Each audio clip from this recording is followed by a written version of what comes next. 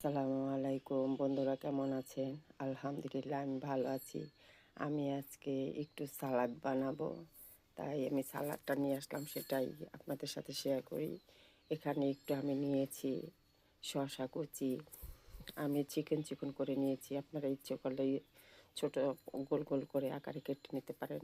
দিয়ে দিলাম কিছুটা গাজর, আর দিয়ে দিলাম কিছুটা টমেটো। টমেটোটাও ছোট ছোট করে কেটে নিতে পারেন। দিয়ে দিবে এখানে কাঁচামরিচ, পেঁয়াজ, আর দিয়ে দিলাম কাঁচামরিচ, আর হচ্ছে পুদিনা পাতা। আপনারা ইচ্ছে করলে ধনে পাতা দিতে পারেন।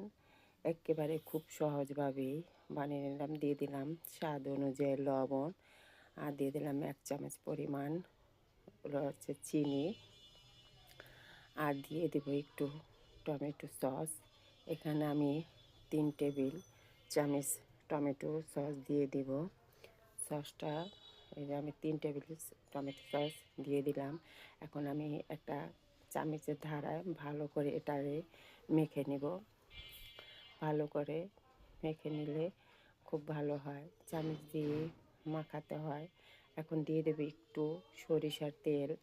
তেলটা দিয়ে আবারও একটু মাখিয়ে নেব। আপনারা ইচ্ছে করলে দিতে পারেন, আবার নাও দিতে পারেন, কিন্তু একটু সরিষার তেল দিলে ভালো হয়। আর এই সালাডটা খেতে কিন্তু খুবই অসাধারণ লাগে, আমার কাছে খুবই ভালো লাগে।